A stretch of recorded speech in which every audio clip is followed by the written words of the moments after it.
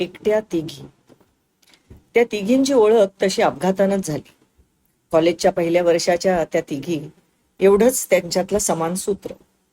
पण वर्ग वेगवेगळे, सामाजिक पार्श्वभूमी वेगळी, शाळा वेगळ्या, अगदी आवडीनिवडी सुद्धा वेगळ्याच. त्या पावसाळी पहाटे कॉलेजमध्ये एक हायकर्स ग्रुप जमला. त्यातच त्या तिघीजणी होत्या, नवशिक्या आणि हौशी. त्या ग्रुपमध्ये बरेचसे सिनियर्स होते आणि काही त्यांच्यासारखे नौखे. ग्रुप लीडरच्या ब्रीफिंग नंतर फौज दादर स्टेशनकडे रवाना झाली कर्जतची लोकल पकडायला. त्या लोकलमध्ये नेमक्या त्यांच्या जागा एकत्र आल्या आणि त्यातून पहिली ओळख झाली. म्हणजे नावांची देवाणघेवाण, SSCच्या मार्कांची देवाणघेवाण इत्यादी. त्यानंतर दिवसभराची हाईक झाली तेव्हाही त्या एकमेकींना भेटत राहिल्या, पण ते सुद्धा न ठरवताच. सोमवारपासून कॉलेज परत सुरू झालं आणि त्या आपापल्या मित्रमैत्रिणीत मिसळून गेल्या. आणि आज तब्बल 40 वर्षानंतरही त्यांची घट्ट मैत्री आहे. कसं घडलं हे सारं? मेघा, नंदिता आणि दीपा या त्या तिघी जणी. मेघाचे वडील एका बँकेचे मॅनेजर आणि आई कॉलेजमध्ये शिकवणारी इंग्रजीची प्राध्यापिका. हिंदू कॉलनीत स्वतःचं घर आणि 8 वर्षांनी लहान भाऊ. नंदिताचे वडील कुर्ल्याच्या एका फोर्जिंग कंपनीत फोरमन आणि आई पूर्ण वेळची गृहिणी. 3 मुलीत नंदिता मधली. दीपाचे वडील तिच्या लहानपणीच गेलेले. 4 वर्षांनी थोरला भाऊ आणि आईची LIC मधील क्लार्कची नोकरी, पण माहेरचा भक्कम आधार. दादरची मेघा, कुर्ल्याची नंदिता आणि माहीमची दीपा अशा त्यावेळच्या तिघी आज वरळीची मेघा, प्रभादेवीची नंदिता आणि पवईची दीपा अशा झाल्या आहेत. मुंबईतल्या ट्रॅफिकला न जुमानता नेमानं महिन्यातून 2 वेळा तरी प्रत्यक्ष भेटतायत. देश विदेशातल्या सहलीही एकत्र करतायत आणि एकमेकींशी रोजच्या संपर्कात आहेत. कॉलेजच्या सुरुवातीला त्या हाईक मध्ये झालेली ओळख खरं तर मैत्रीत न बदलताच त्यांचे कॉलेजचे दिवस संपून गेले. मेघा, तिला आशुतोष म्हणजे आशू कॉलेजच्या पहिल्या वर्षीच भेटला. प्रथम प्रेम जडलं, मग मैत्री झाली आणि एक दिवशी लग्न सुद्धा. तशी कॉलेजमध्ये ती दोघं 2च वर्ष एकत्र होती, कारण त्यानंतर तो गेला इंजिनिअरिंगकडे आणि मेघा इंग्लिश लिटरेचरकडे. यथावकाश आशूचं शिक्षण पूर्ण झालं आणि उत्तम नोकरी मिळाली, पेप्सिको मध्ये. हुशार तर तो होताच आणि त्यातून कष्टानं घडवलेलं व्यक्तिमत्व, मग काय विचारता. पहिले झूट पेप्सीच्या मार्केटिंग डिपार्टमेंटनेच नियुक्ती झाली त्याची. त्याचे इतर बिचारे क्लासमेट्सच मात्र त्याच्या पेप्सीच्या फॅक्टऱ्यांच्या प्रोडक्शन मध्ये लागून गेले. अशा तऱ्हेने एका हुशार इंजिनियरचा शीतपेय विक्या झाला असं जरी त्याचे मित्र त्याला चेष्टेने म्हणाले असले, तरी ते सुद्धा जाणून होते की आशूनं निवडलेलं करिअर त्याला किती भाग्योदयाचं ठरणार आहे ते. आणि झालंही अगदी तसंच. नोकरीच्या पहिल्या महिन्यापासून नवी कोरी फियाट, क्लब मेंबरशिप, टूरवर असताना 5 स्टार मध्ये राहण्याची सोय अशा अनेक पर्क्सनी त्याचं व्यावसायिक आयुष्य सुरू झालं. त्यानंतर वर्षभरात मेघाचं MA सुद्धा पूर्ण झालं आणि ती पुढच्या शिक्षणाचा विचार करू लागली. I firmly believe in early start and early completion. Ashu जेव्हा तिला पहिल्यांदा असं म्हणाला होता तेव्हा तो फार तर इंजिनिअरिंगच्या 3ऱ्या वर्षात असेल. पण नोकरी लागून एखादं वर्ष पूर्ण व्हायच्या सुमारास तो पुन्हा एकदा तेच म्हणाला तेव्हा तिला अंदाज आलाच की तो आता लग्नाची घाई लावणार. अर्ली स्टार्ट म्हणजे लग्न आणि अर्ली कम्प्लिशन म्हणजे आधीच ठरवलेली 2 अपत्य जन्माला घालून फॅमिली कंप्लीट करणं. म्हणजे या गोष्टीला मेघाची तत्वता मान्यता होती, परंतु पुढच्या शिक्षणातही तिला तितकाच रस होता.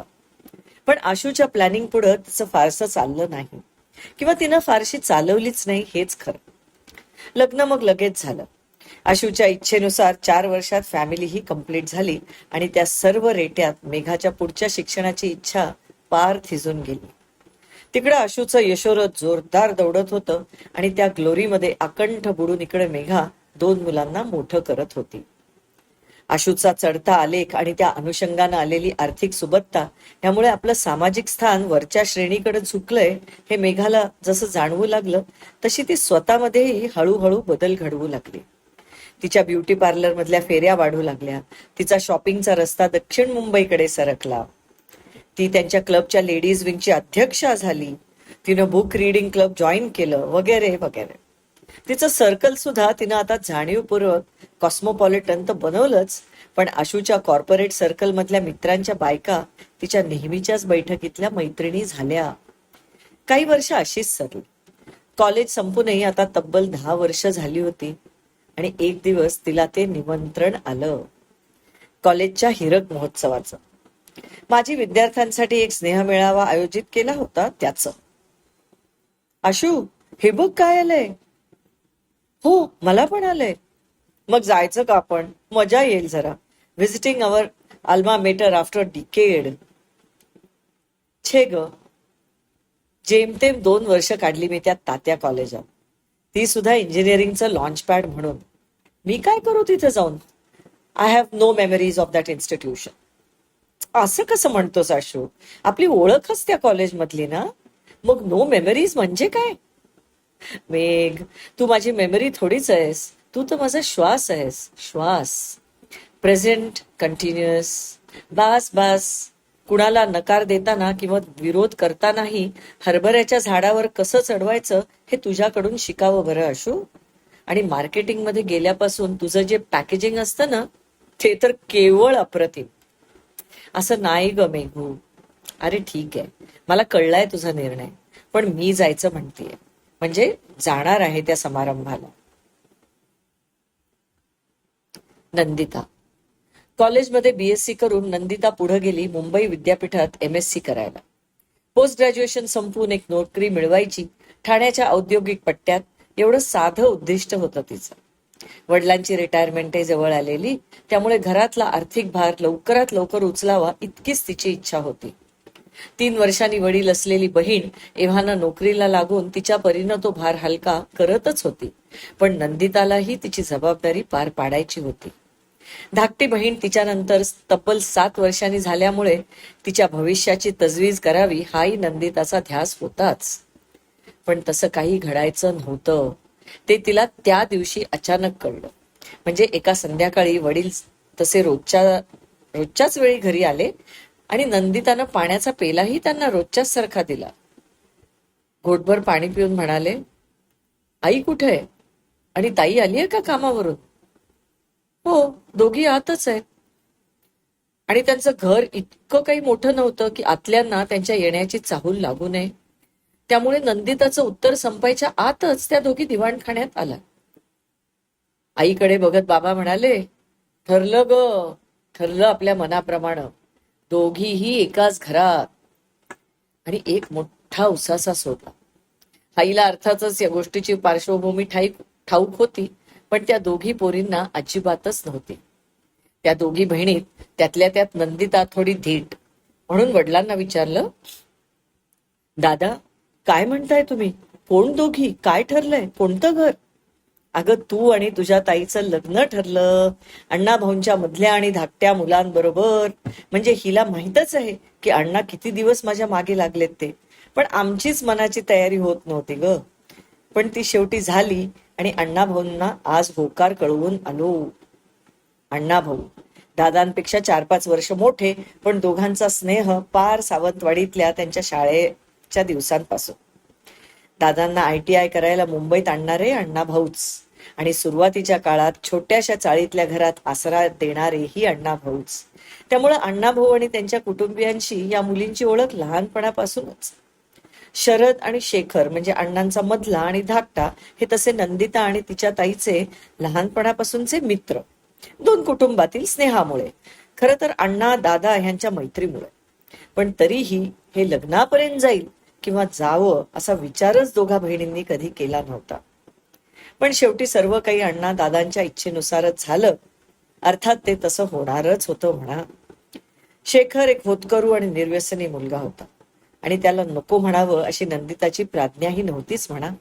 अण्णांच्या धोरणी स्वभावानुसार त्यांनी एकाच घरच्या दोघी जरी सुना म्हणून घरात आणल्या होत्या, तरी 1 रूम किचनची 2 वेगळी घरं त्यांनी शरद शेखरसाठी अगोदरच घेऊन ठेवली होती दहिसरला.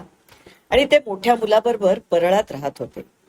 त्यामुळे नंदिताचा शेखर बरोबरचा संसार तसा स्वतंत्र सुरू झाला. काही झालं तरी नोकरी करायची नाही आणि मेहनतीला कमी पडायचं नाही, हा शेखरचा सुरुवातीपासूनचाच खाक्या. त्यामुळे मित्राबरोबर एका खोपट्यात विरारला त्यानं स्क्रीन प्रिंटिंगचा उद्योग सुरू केलेला. त्याला जेमतेम दीड वर्ष झालं असेल आणि तेव्हाच त्याचं लग्न झालं. काही महिन्यातच दहिसर ते फोर्ट अशा फेऱ्या करत नंदिताचंही MSc पार पडलं. मेहनत, चिकाटी आणि त्या जोडीला हळूहळू कमावलेली धडाडी या त्रिसूत्रीवर चालणाऱ्या शेखरचा धंदा झप झप बाळसं धरू लागला. काही वर्षातच अंधेरीला त्यानं मोठा गाळा घेतला आणि पहिली जर्मन प्रिंटिंग प्रेसही घेतली. दिवस तरीही उमेदवारीचेच होते. बँकांची कर्ज, गळ्याचं लठ्ठ भाडं, हे सर्व शिरावर घेत त्यानं वाटचाल चालूच ठेवली आणि केमिस्ट्रीची पोस्ट ग्रॅज्युएट पत्नी त्याची व्यवस्थापिका म्हणून त्याच्या धंद्यात जॉईन झाली. बघता बघता ते दहिसर सोडून अंधेरीला घर घ्यायची स्वप्न बघू लागले. आणि एक दिवस तिला ते निमंत्रण आलं, कॉलेजच्या हिरक महोत्सवाचं आणि माजी विद्यार्थ्यांच्या स्नेह मेळाव्याचं. निमंत्रण मिळताच तिनं ठरवलं आपण जायचं. जुन्या स्मृतींची ओढ तर होतीच, पण तेव्हाचे सारे आता कुठे पोचलेत ही उत्सुकताही होती. तिची काही मेघासारखी खात्री नव्हती की तिचीच उडी सर्वात उंच असणार आहे म्हणून. दीपा. वडिलांचं छत्र जरी अकाली हरपलं असलं तरी आर्थिक ताणांचा मात्र तिला कधीच सामना करावा लागला नाही. संपूर्ण विद्यार्थी दशेत आईची स्थिर नोकरी आणि भक्कम आजोळाच्या बळावर तिने शिक्षणाची शाखा निवडली, ती केवळ आवड या निष्कावरच. पॉलिटिकल सायन्स मध्ये BA करून सोशल वर्कच्या पोस्ट ग्रॅज्युएशनचं तिनं केव्हाच नक्की केलं होतं आणि प्रत्यक्षात केलंही तसंच. माहीम ते निर्मला निकेतन हा रोजचा प्रवासही फार त्रासाचा नाही. ठरल्याप्रमाणे ते 2-4 वर्षात पार पडलं आणि ज्या कॉर्पोरेट क्षेत्राशी संबंध नको म्हणून हे क्षेत्र निवडलं त्यांच्याशी संबंध जोडला. टाटा ट्रस्ट मध्ये पहिली नोकरी घेतली आणि बघता बघता तिथलीच होऊन गेली. थोरल्या भावानं परदेशात नोकरी घेतली आणि उरल्या फक्त दीपा आणि तिची आई आणि अर्थातच आईच्या माहेरचा विशाल परिवार. टाटा ट्रस्टच्या कामासंदर्भात एकदा सुजयशी ओळख झाली. सुजय हा टाटा ग्रुपचाच एक अधिकारी. फारसं काही नाट्यपूर्ण न होता यथावकाश त्यांच्यातली ओळख मैत्रीत आणि मग प्रेमात बदलली आणि लग्न सुद्धा झालं. त्या लग्नाला नकार देण्यासारखं कारण दोघांच्याही घरातून नसल्यामुळे सारं कसं विनायसास पार पडलं. भाऊ कायमचा परदेशी स्थायिक, मुंबईच्या मानानं प्रशस्त घर, त्यात राहणारी एकटी आई. सुजयचं कुटुंब सोलापूरला राहणारं आणि त्याचं मुंबईचं घर भाड्याचं. तेव्हा आपण सर्व आपल्याच घरी एकत्र राहूया या आईच्या प्रस्तावाला दीपानं जरी पटकन होकार दिला तरी सुजयचा होकार मिळवून त्यांना प्रत्यक्ष एकत्र राहायला सुरुवात करायला 3-1 वर्ष सहज गेली. त्यानंतर त्यांना पहिलं आणि एकच अपत्य झालं, कारण दुसरं नको म्हणून हा त्यांचा दोघांचा ठाम निर्णय होता. बाळणपणाच्या छोट्या ब्रेक नंतर दीपानं काम पूर्ववत सुरू केलं आणि सुजयचं तसं थांबलंच नव्हतं. छोट्या शहरातून मुंबईला आलेला सुजय तसा इथं चांगलाच रुळला होता, पण आपली सुरुवात छोट्या शहरातील असल्यामुळे मुंबईत यशस्वी व्हायला जादा कष्ट घ्यायला हवेत अशा विचारांच्या मुशीत आपलं व्यक्तिमत्व घडवत होता. वरिष्ठांचा म्हणूनच तो लाडका होता आणि त्याच्यामुळं व्यावसायिक प्रगतीपथावर इतरांपेक्षा दमदार पावलं टाकत होता. एक आतल्या कोपऱ्यात घर जावे असल्याची सल होतीच. त्यातून कमावती पत्नी आणि सुखवस्तू सासूच्या पार्श्वभूमीवर त्याची पारंपरिक पुरुषी मानसिकता त्याला कुठंतरी अस्वस्थ करत होती. पण तरीही फारसे गंभीर पेच प्रसंग नसलेला त्यांचा संसार तसा ठीकच चालला होता असं म्हणायला हरकत नाही. आणि एक दिवस दीपाला ते निमंत्रण मिळालं. सुजयच्या तिच्या कॉलेजच्या दिवसात काहीच संबंध नव्हता आणि तो मुळातला बाहेर गावचाच असल्यामुळं तसं दीपाच्या त्या कॉलेजबद्दलही त्याला काही मत नव्हतं. तेव्हा दीपा त्याला त्या निमंत्रणाबद्दल म्हणाली तेव्हा तो अतिरिक्त ऊर्जेने, म्हणजे हे दीपाच्या मनातलं निरीक्षण बरं, म्हणजे काय, तू जायलाच हवं, किती दिवस घर आणि नोकरीच्या विळख्यात अडकून राहणार आहेस तू, तुला तुझं सोशल लाईफ हवंच की, नोकरीच्या पलीकडलं नक्की जा, जुन्या मैत्रिणींना भेट, चांगली संधी साधून आलीये. दीपाला सर्व कळलं पण तिनं लक्ष फक्त निमंत्रणावरच केंद्रित ठेवलं. एका अर्थानं हे खरंच होतं म्हणा की तिला तिच्या रुटीन मधनं बाहेर डोकावण्याची गरज होतीच, पण त्याचबरोबर आपल्या सख्यांच्या आजवरचा प्रवास कसा झालाय त्या कुठवर पोचल्या आहेत याची उत्सुकता सुद्धा तितकीच होती. वर्गातल्या आपल्या नंबराप्रमाणेच आपण कुठेतरी मध्यभागी असणार असा तिचा अंदाज होता. हिरक महोत्सवाची संध्याकाळ. कार्यक्रम 6ला सुरू होणार असला तरी उत्साहाच्या भरात सर्वच जण लवकरच जमले कॉलेजच्या बाहेर. प्रत्येक जण तिथे जमणाऱ्या गर्दीत आपल्या ओळखीचे चेहरे शोधण्यात गर्क होते आणि एक नजर कॉलेजच्या गेटपाशी, जिथे येणारी प्रत्येक व्यक्ती प्रथम जात असे आणि मग हळूहळू गर्दीत मिसळून जात असे. पांढऱ्या कपड्यातल्या शोफरनं आदबीनं दरवाजा उघडून धरला आणि गाडीतून मेघा अलगद उतरली हे बऱ्याच जणांनी बघितलं, पण तोवर दीपा आणि नंदिता पोचल्या नव्हत्या. ओळखीच्या चेहऱ्यांच्या चमूत मेघा मिसळते तोच एका लक्झरी प्रायव्हेट टॅक्सीतून दीपा गेटवर उतरली आणि ते मेघानं दुरून टिपलं. दीपा सुद्धा गर्दीत इतरांसारखी हरवून गेली. थोड्याच वेळात आपल्या नेहमीच्या जलद चालीनं नंदिता सुद्धा गेटवर पोचली तेव्हा गर्दीतून दीपा आणि मेघानं तिला पाहिलंच. यथावकाश कार्यक्रम सुरू झाला. रीतीनुसार भावनांनी लडबडलेली स्मरणरंजक भाषणं तर झालीच, पण माजी विद्यार्थ्यांचं विविध कला गुणदर्शन वगैरे संपून खरा कार्यक्रम सुरू झाला. कॉलेजच्या विस्तीर्ण पटांगणात जणू खाद्य जत्राच लागली होती. परंतु त्यापेक्षा महत्वाचं म्हणजे भरपूर मोकळी जागा आणि अनेक मोठी वर्तुळाकार टेबल जिथे तिथं मांडून ठेवलेली. मग काय विचारता, प्रत्येक जण खाण्याच्या प्लेटा भरून आपापल्या मित्रमैत्रिणींच्या कंपूत टेबलांभोवती बसून गप्पांचा फड जमवू लागला. अजूनही बरीच टेबल मोकळी होती, कारण बफे काउंटर्सवर मोठ्या रांगा हळूहळू पुढे सरकत होत्या.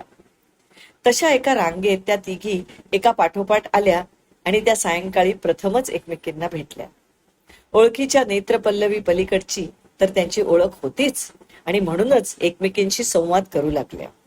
अगदी सुरुवातीलाच त्यांना एक गोष्ट नक्की जाणवली की कॉलेजच्या दिवसात अजिबातच समान नसलेले आयुष्याचे संदर्भ आता अगदी तितके टोकाचे वेगळे राहिले नव्हते. अर्थात तसं हे सुद्धा थोडं अतिरेकी विधानच म्हणायला हवं, कारण मेघा तिच्या शोफर ड्रिव्हन कार मधून हिंडते हे तिनं वेगळं सांगण्याची गरज नसावी असा तिचा थाट इतर दोघींनी तत्क्षणी जाणवला होता. आणि दीपा लक्झरी टॅक्सीतनं आली होती, पण ती शेवटी टॅक्सीच होती याची नोंद मेघानी घेतली होती. नंदिता पायी आली होती, रेल्वे स्टेशनवरनं का होईना, हे सुद्धा इतर दोघींनी पाहिलंच होतं की. पण विषय तो नव्हेच. त्यांच्या ज्या गप्पा सुरू झाल्या त्यामधून नंदितानं तिचा जो आजवरचा प्रवास उलगडला आणि ज्या भविष्याबद्दल ती आत्मविश्वासानं बोलली, त्यामधून खरं तर त्यांच्यातील टोकाचे भिन्न आर्थिक आणि सामाजिक संदर्भ थोडे विरलेले तिघांनाही जाणवले. आणि त्याच वेळी आता या ओळखी पुढे न्यायला काही हरकत नाही अशी भावना ही तिघींच्या मनात एकाच वेळी आली. इथपर्यंत की तिघींनीही एकमेकींचे टेलिफोन नंबर्स एक्सचेंज केले आणि एकमेकींच्या संपर्कात राहण्याची वचनही दिली. ती संध्याकाळ तर संपली, पण काही गोष्टी मनात रुंजी घालतच राहिल्या, खास करून दीपाच्या. नंदिता केव्हाच तिच्या आव्हानांनी भरलेल्या आयुष्यात अलगद विलीन झाली आणि मेघा तिच्या उबदार ऐहिक जगात. दीपाला राहून राहून त्या संध्याकाळच्या त्या तिघींच्या भेटीचं आणि चुटपुट त्या संवादाचंच अप्रूप वाटत राहिलं. तसं तिला अंतर्यामी कुठंतरी सारखं जाणवत राहिलं की त्यांच्यात काहीतरी प्रबळ बंध तयार झाले आहेत आयुष्याच्या रेट्यात, पण ती त्यावर नेमकं बोट मात्र ठेवू शकत नव्हती. तिला ही सुद्धा खात्री नव्हती की तिच्या त्या भावना इतर दोघींच्यातही होत्या की केवळ तिच्याच. पण जे असेल ते असो, तिला इतकी नक्की खात्री होती की त्या तिघींना परत एकमेकींना भेटायला आवडेल आणि म्हणूनच तिने ते 2 कॉल्स केले. पहिला नंदिताला. छान वाटलं ग इतक्या वर्षांनी भेटल्यावर, आणि ते सुद्धा आपल्या कॉलेजात. हो ना, मस्त वाटलं सगळ्या जुन्या मित्रमैत्रिणींना भेटून. भेटायला हवं ग आपण तिघींनी निवांतपणे नंदिता. हो नक्की, तू ठरव, मी ये. त्या कॉल नंतर दीपाचा हुरूप तर वाढलाच, पण फोन उचलून मेघाला कॉल करण्याचा एक कॉन्फिडन्सही आला आणि मेघानं सुद्धा भेटण्याची तितकीच तयारी दाखवली. एवढंच नाही तर तिच्या वरळी स्थित क्लबमध्येच भेटण्याचा प्रस्तावही दिला. अशा तऱ्हेनं त्यांच्या भविष्यातील वारंवार भेटींची मालिका एका अर्थानं त्या क्लबमधल्या पहिल्या मीटिंगमध्ये सुरू झाली. मेघाच्या सोशली हायपर ऍक्टिव्ह आयुष्यात खरं तर त्या तिघींचं भेटणं बसत नव्हतं, पण का कोण जाणे ती त्यांना भेटलीच. अर्थात तिच्या क्लबमध्ये. त्याचा काय अर्थ होता तो नंदिता आणि दीपाला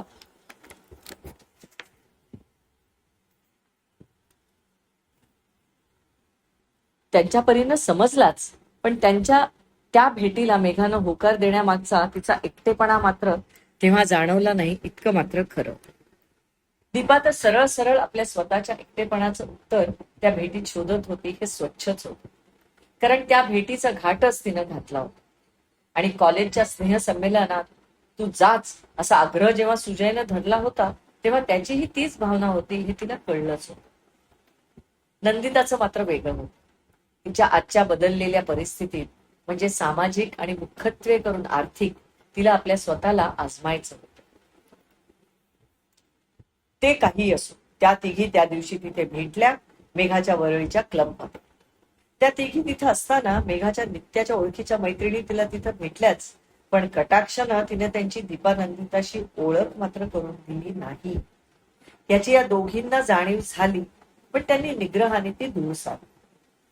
पण त्या भेटीत तेवढंच झालं नाही. गप्पांच्या ओघात दीपानं सुजयच्या हुद्द्याचा आणि स्वतःच्या करिअरचा सुद्धा अनेकदा अभिमानपूर्वक उल्लेख केला आणि मेघाला कुठेतरी नक्की जाणवलं की दीपा कॉलेजच्या तुलनेत काही पायऱ्या वर चढली आहे. नंदिताने मात्र तसा सावधच पवित्रा घेतला.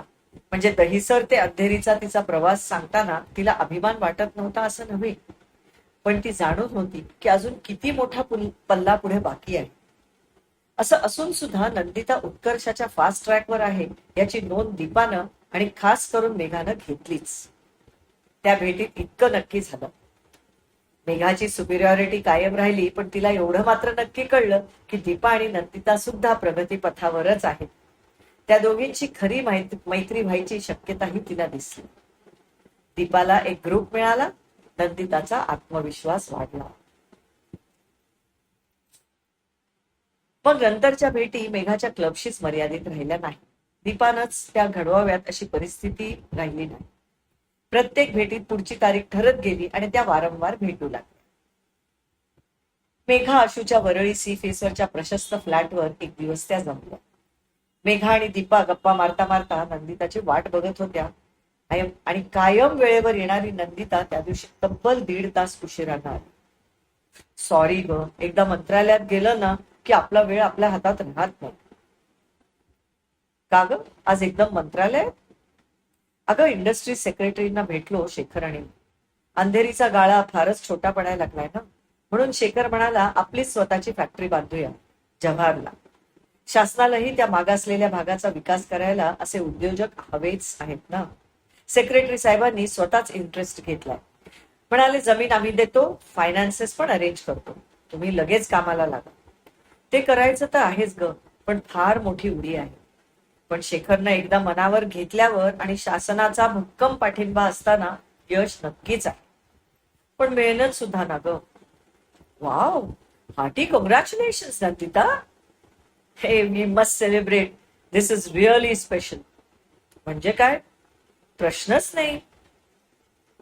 अगं, आता कुठे सुरुवात आहे, अजून खूप अंतर कापायचंय दीपा आणि मेघा. पण नंदिताचं ऐकलं तर ती मेघा कुठची. तिथल्या तिथं आणि तिनं आशूला फोन लावला आणि दीपा आणि मेघाला त्यांच्या नवऱ्यांना लावायला लावलं. येणाऱ्या शनिवारी रात्री सेलिब्रेशन पार्टी सुद्धा ठरवली तिच्याच घरी. तशीच पार्टी मग दीपानं ठेवली तिच्या नव्या कोऱ्या पवईच्या 30व्या मजल्यावरच्या आलिशान फ्लॅटमध्ये. त्या कॉलेजच्या हिरक महोत्सवी समारंभाला 15-16 वर्ष होऊन गेली, पण त्या निमित्तानं त्या तिघींच्या भेटी महिन्यातून 2दा तरी होऊ लागल्या. काही नैमित्तिक प्रसंग सोडले तर त्यांच्या प्रत्येक भेटी या त्या तिघींच्याच सीमित होत्या. सुरुवातीला एकमेकींचा अंदाज घेण्यासाठी आणि घेता घेता हळूहळू त्यांना त्या भेटीची सवय झाली. शिवाय रोजची फोनाफोनी चालती होतीच. तिघींचे कित्येक विषय आता कॉमन होऊ लागले. म्हणजे आर्थिक उन्नती, मुलांच्या शाळा कॉलेजातील प्रगती, नवनवीन खरेद्या वगैरे. मजेत चालले होते दिवस. नंदिता शेखरचा व्याप वाढतच होता. जवाहर नंतर 2 नवीन फॅक्टऱ्या झाल्या, सिल्वासा आणि दमण. आणि मग तो दिवस आला. अशाच नेहमीप्रमाणे तिघी भेटल्या तेव्हा नंदिता म्हणाली, मेघा, आपण आता नेबर्स होणार बरं का. म्हणजे मला नाही कळलं. अगं सेंचुरीचा नवीन प्रोजेक्ट आहे ना, स्काय व्ह्यू, प्रभादेवीला. त्यात पेंट हाऊस घेतलाय आम्ही. येत्या दिवाळी अगोदर हो मूव्ह. म्हणजे तसे शेजारीच होणार ना ग आपण. अरे वा, काय छान बातमी दिलीस ग नंदिता. म्हणजे आता आम्ही पवईकरच गावकुसा बाहेरचे राहणार. पण जोक सपाट. फारच मस्त झालं ग. आणि ते बरंच झालं. मेघाला भानावर यायला तेवढाच अवसर मिळाला. Great news Nandita. खरंच फार आनंदाची बातमी आहे. Hearty congratulations to you and Shekhar. आणि मग स्पष्ट वक्तेपणाचा एरवी स्थायी भाव नसलेली दीपा म्हणाली, मेघा, खरंच तुला कशाचा आनंद झाला आहे? नंदिताच्या उत्कर्षाचा, की आता ही मैत्रीण खरी माझ्या तोलामोलाची झाली आहे या रिअलायझेशनचा? तर नुसताच तोंड देखला. मेघाला लागलेला हा दुसरा शॉक केवळ 10 मिनिटांच्या अवधीत. आता मेघाला बोलणं भागच होतं. पण त्याआधीच नंदिता म्हणाली, ए असं काय बोलतेस ग दीपा? तिनं साधं कॉंग्रॅच्युलेशन केलं आणि तुला त्यात काय ग विपरीत दिसलं? जणू काही तुला काही दिसलंच नाही. जाऊ दे ग. व्हाय कॉम्प्लिकेट द इश्यू. तिने अभिनंदन केलं आणि मी स्वीकारलं. विषय संपला. आता मात्र मेघाला काहीतरी प्रतिक्रिया देण्या वाचून गत्यंतरच नव्हतं. म्हणून ती म्हणाली, दीपा, तू मला प्रश्न विचारलास म्हणून उत्तर देते. मला खरंच मनापासून आनंद झाला आहे. ठीक आहे. त्यानंतर होणाऱ्या गप्पा जुजबीच असणार होत्या आणि त्या तशा झाल्या. आणि आणि पुढच्या भेटीचा वादा पक्का करत त्या तिघी पाहल्या. दीपानं विचारलेले प्रश्न नंदिताला स्पर्शून गेलेच होते. त्यामुळे तिच्या मनात ते अनुत्तरितच राहिले. अगदी मेघाच्या उत्तरानंतरही. दीपाचा तर प्रश्नच नव्हता. तिला खात्रीच होती की तिच्या प्रश्नांची उत्तरं मिळाली नव्हती. मेघा मात्र खरं उत्तर मनातल्या मनात शोधत राहिली. पण तिलाही ते मिळालंच नाही. आज 40 वर्ष झाली त्यांच्या ओळखीला. मैत्रीला सुद्धा 3 दशक. त्या अजूनही तशाच नित्य भेटतात, सतत संपर्कात आहेत. पण ती खरंच मैत्री आहे का? त्यात एकमेकींबरोबर केलेली मजा आहे, देश परदेशातल्या ट्रिपा आहेत, कुटुंबासमवेत नैमित्तिक पार्ट्या सुद्धा आहेत. पण एकमेकींच्या सुखदुःखांची फारशी देवघेव नाही. एकमेकींच्या मदतीची गरजही नाही आणि तसे प्रसंगही नाही. साहित्य, कला वगैरेच्या रुची सुद्धा फारशा समान नाही.